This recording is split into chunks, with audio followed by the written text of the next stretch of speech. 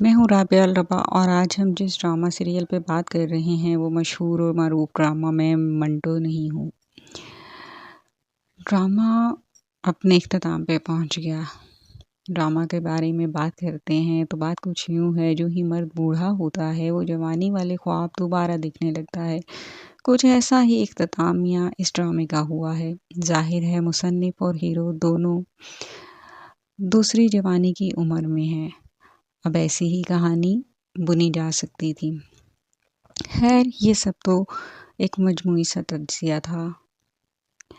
بات یوں ہے کہ ایک بات تو پکی ہے، ڈرامے بازی کو شہرت ضرور ملتی ہے، سو ڈرامے کو ڈراموں کے ہجوم میں شہرت تو ملی ہے، جس میں مصنف کا نہیں ٹیم کا کمال ہے۔ ٹیم مبارکباد کی مستحق ہے، سو مبارک قبول کیجیے۔ ابھی ہماری ایک دوست سائرہ نے کوئی پوسٹ کی تھی جس کے مطابق اس دور میں ستاروں کا کوئی ایسا زوال یا زاویہ چل رہا ہے کہ ان دنوں شادی نہیں کرنی چاہیے۔ ان کے مطابق نومبر کے آخر تک ایسا ہی دور چل رہا ہے، لہٰذا ڈرامے کی شادی بھی غلط تاریخ میں ہو گئی ہے، گویا تاریخ غلط رکھ دی گئی ہے۔ اب غلط تاریخ رکھی جانے سے جو کچھ ہو سکتا ہے وہ سب آخری قسط میں ہو گیا ہے۔ دیکھیے ذرا، لڑکے کی ماں اوور کانفیڈنٹ ہے، ضرورت سے زیادہ ہوشیاری دکھا رہی ہے، حالانکہ شادی اور جنازہ دو نازک لمحے ہوتے ہیں، دعا کرتے گزار لینے چاہیے۔ یہ لمحے کسی بھی وقت الٹ سکتے ہیں۔ ایسا ہی ہوا ہے، ایک لمحے میں سب الٹ گیا ہے۔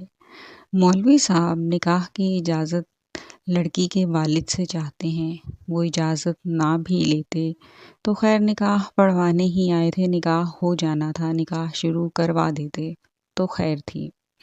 اب مولوی صاحب نے کلمہ بھی پڑھوا لیا ہے تو ہمارے اصل ہیرو مسلم ہیں، وہ شہادت کے درجے پہ فائز ہو گئے اور ہیرو بن گئے۔ ڈرامے کے ہیرو کا مقام جنگ میں بچے غازی جتنا ہی رہ گیا ہے، جن کے لیے مشہور ہے انگلی کٹوا کے شہیدوں میں نام کروا لیا۔ ایسا ہیرو جچتا نہیں ہے۔ دولہا میاں کی بہن جتنی بھی خوش ہو، یہاں رقص کی بالکل ضرورت نہیں تھی، گنجائش ہی نہیں تھی، کہانی رقص کا بوجھ اٹھانے کے قابل ہی نہیں تھی۔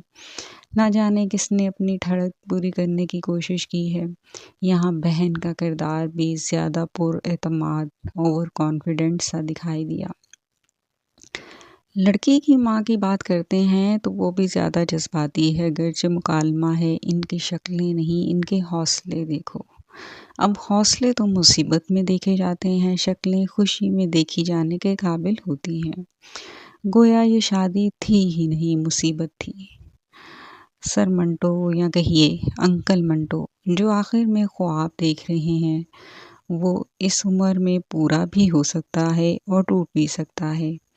کہانی میں یہاں جھول ہے کہ لڑکی کا باپ اسے پیار بھی کرتا ہے، مگر ایک ادھیر عمر پروفیسر سے محبت ہو جاتی ہے اسے۔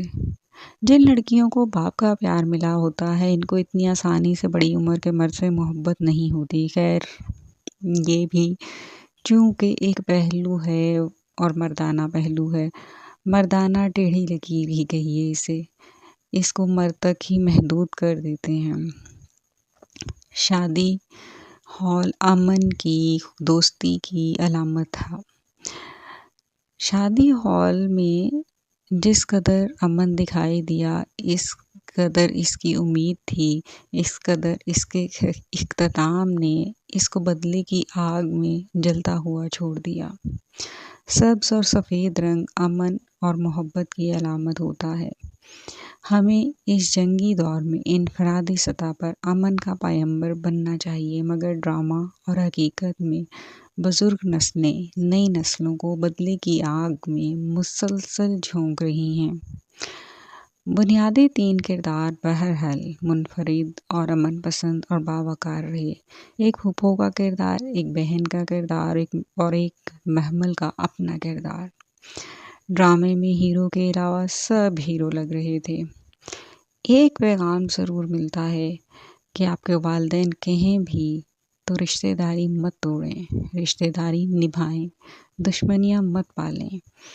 جو مسلسل ڈرامے میں دشمنیاں دکھائی دے رہی ہیں اور خلیل الرحمن قمر کے ڈراموں کا یہ خاصہ بنتی جا رہی ہیں۔ خیر ڈرامہ تمام لان تان کے بعد خیر و عافیت سے ختم ہوا، لیکن مصنف کو اب اس کہانی کو بدل دینا چاہیے۔ تیفی بٹ پولیس مقابلے میں مارے جا چکے ہیں، ڈیپو ٹرکاوالا کی پرانی بدماشی کا دور بھی جلد ختم ہو جائے گا۔ نئی نسل کو نئی راہوں کی طرف لائیں، دشمن داریوں کو ہیرو مت بنائیں۔ ایک اور حقیقت کی طرف ڈرامے میں اشارہ کیا گیا ہے اور وہ ہے مکافات عمل۔ مکافات عمل ایک اٹل حقیقت ہے۔ انسان دوسرے کو معاف کر بھی دے، اللہ پاک کسی پہ کیے گئے ظلم کو، دکھ کو، خوشی کو بھی معاف نہیں کرتا، وہ پلٹ کے آتی ہے۔ لیکن وہ جب آتی ہے انسان تب تک بھول جاتا ہے کہ اس نے کبھی ظلم کیا تھا۔ قرآن پاک میں بھی یہی چیز موجود ہے۔ اسی طرح سے ہے کہ مکافات عمل تب ہوتا ہے جب انسان بھول جاتا ہے کہ اس نے کس پہ کب کیا ظلم کیا تھا، لیکن مکافات عمل ایک اٹل حقیقت ہے۔ لہٰذا جو بوؤ گے وہی پاؤ گے، وہی کاٹو گے۔